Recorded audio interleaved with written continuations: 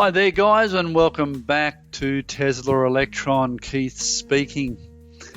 Okay, so this morning I tried to do a live stream.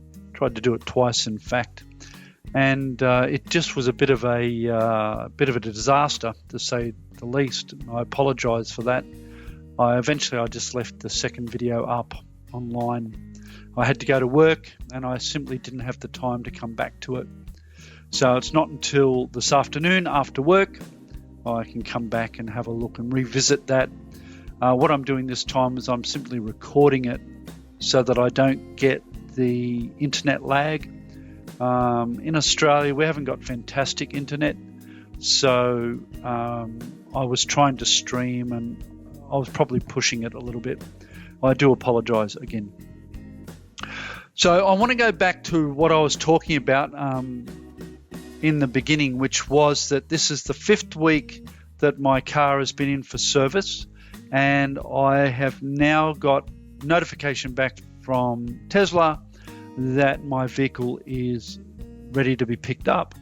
So yesterday I saw them working on the vehicle. I saw them opening the bonnet, opening the boot, and I could see that they were working and that they were putting charge into the vehicle. So that was fantastic. Then I got a call later that afternoon, yesterday afternoon, to say that the vehicle was ready to be picked up. So I'm very excited about that. And of course, they sent me through the invoice for the repairs, and that was very telling. And I want to show you that while I had the opportunity. And this time, hear me? Now, I believe. Okay, getting the audio sorted. Okay, so this is the invoice that they sent me. Blurred out everything that's personal or might infringe on Tesla there somewhere. So I've blocked all that out. But you can see that I've done 8,982 kilometres. I've done a lot of kilometres since I bought the vehicle. So anyone who says that you can't do many Ks in an electric vehicle, it's not true. Yes, have I had to charge it a few times? Yes, I have. Was it difficult? No, it wasn't. Mostly, 90% of the time, I charge at home on my charger. And when I'm out and about, I go to a fast charger where I can, or I use ChargeFox, or I might use one of the other ones. They're the two that I've used the most. Scrolling down further. So this was the nature of the issue from what they've written in the call notes. Customer states that they got a message on the screen saying, please wait while system is starting up. Vehicle may not restart, vehicle needs service. Now there was other error messages as well about the BMS, the battery management system. It was an error A035. And so that was being triggered by the BMS to the system. What they've said is they confirmed the customer concern, they carried out extensive testing and determined that cause of low isolation was the rear drive unit. Carried out replacement of the rear drive unit, wheel alignment. After replacing the rear drive unit, vehicle was still presenting with low isolation, carried out further diagnosis of the high voltage battery system and determined that the secondary cause of low isolation was present. That was determined to be the heat pump. It was actually the AC unit.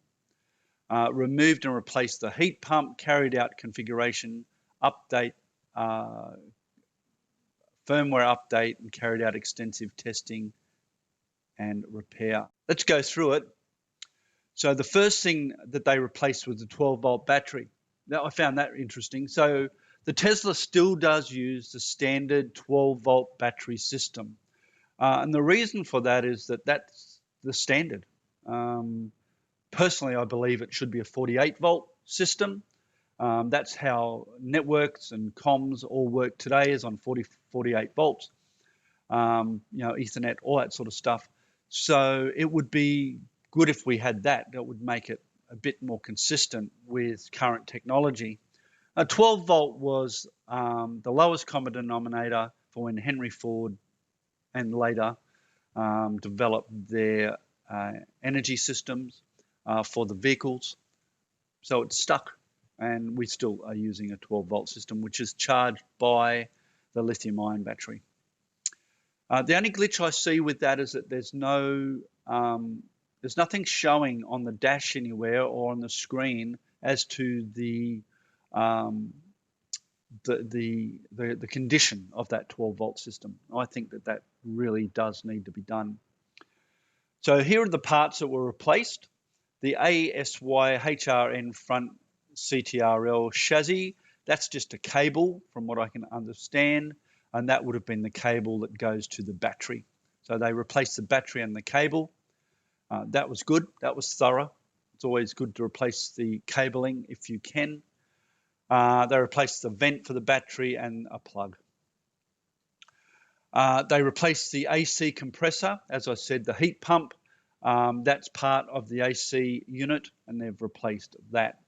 Then after the second diagnosis, I suspect this was actually the first diagnosis and the other one was the second diagnosis.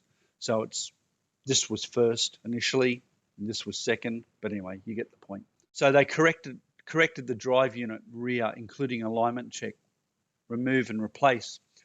So the ASY3DURHC from China service, that is the drive unit. So they replaced the drive unit of the vehicle, not just inverter. Now the technician told me a couple of weeks ago that it was the inverter, and I suspect that they're just being thorough in replacing the whole drive unit instead of just the inverter. That's what I suspect is going on. Now also they put some lubricant in, they put some oil in, believe it or not, and you'll see that later in the video that I'm going to present after this.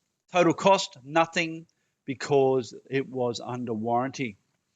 I thought it would be good to come down and just look at the warranty here. I found this to be really, really interesting.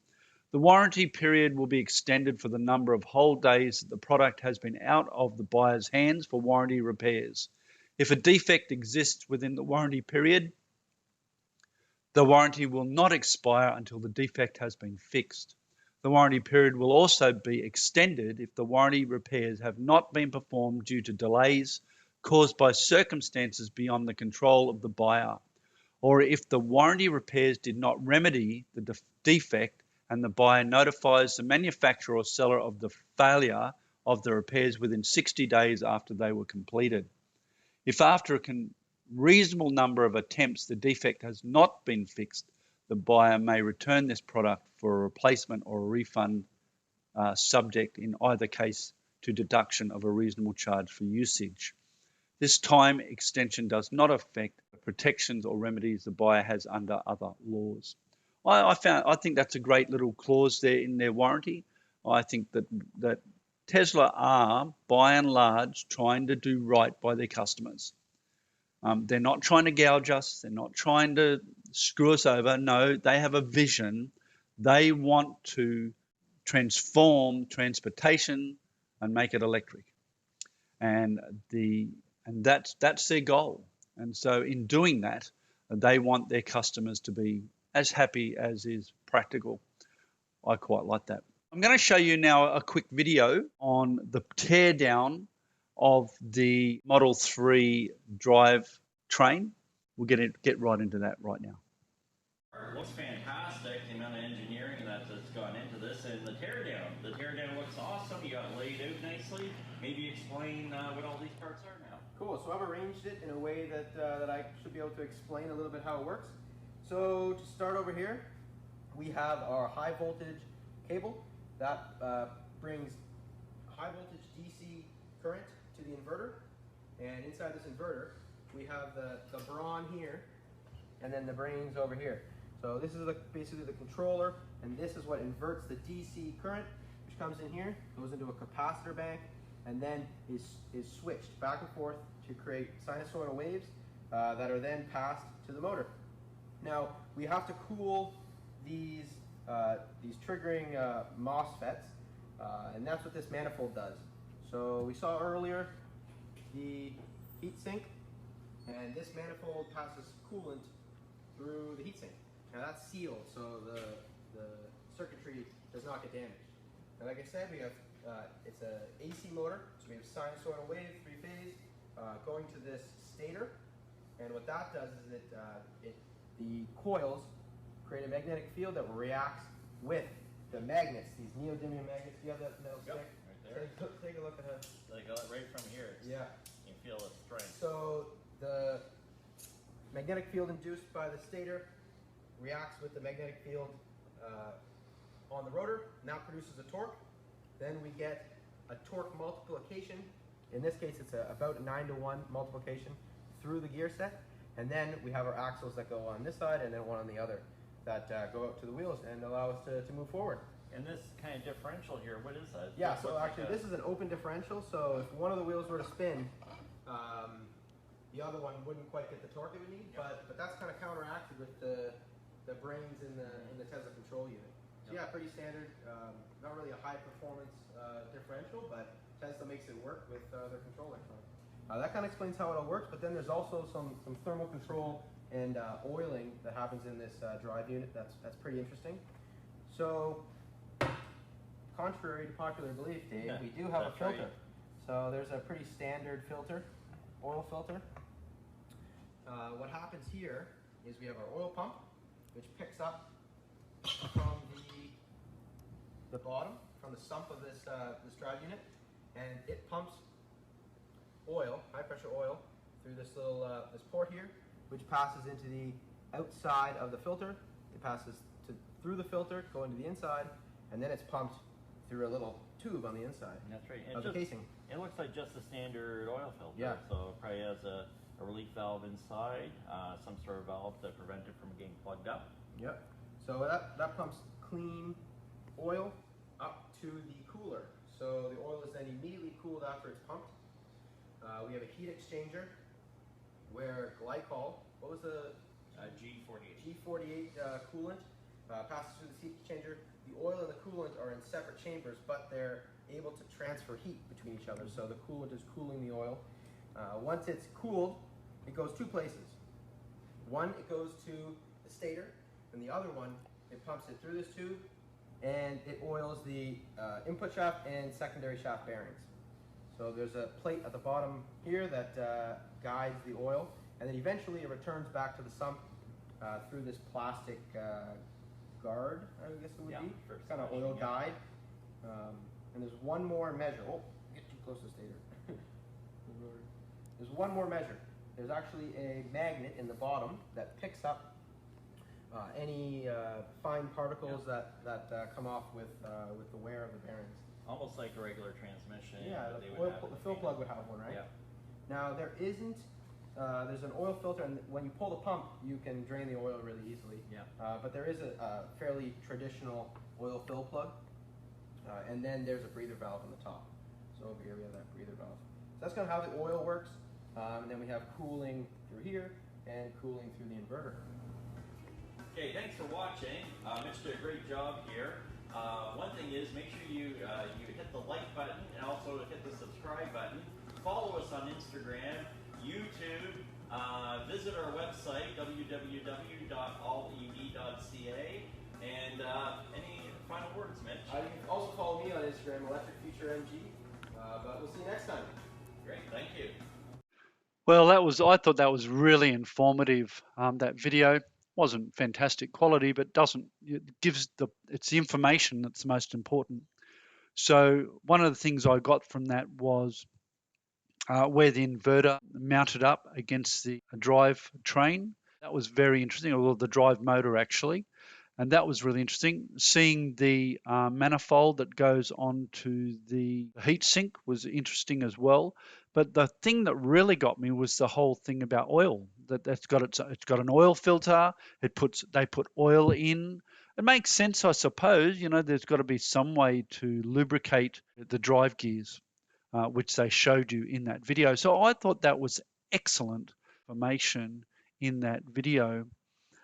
So that's the part that I've had repaired, which was the inverter, which was the second part from the left in the video. And so they replaced the whole unit because that was damaged. That's pretty impressive in itself.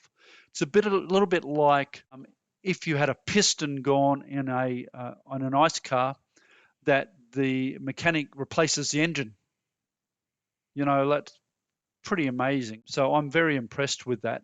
And so, yep, so that's my experience. I'm hoping this video is going to work a lot better than previously. I know there was a couple of little jumps in that other video still, but I'm hoping that this time it will upload properly and you guys will be able to see all of that.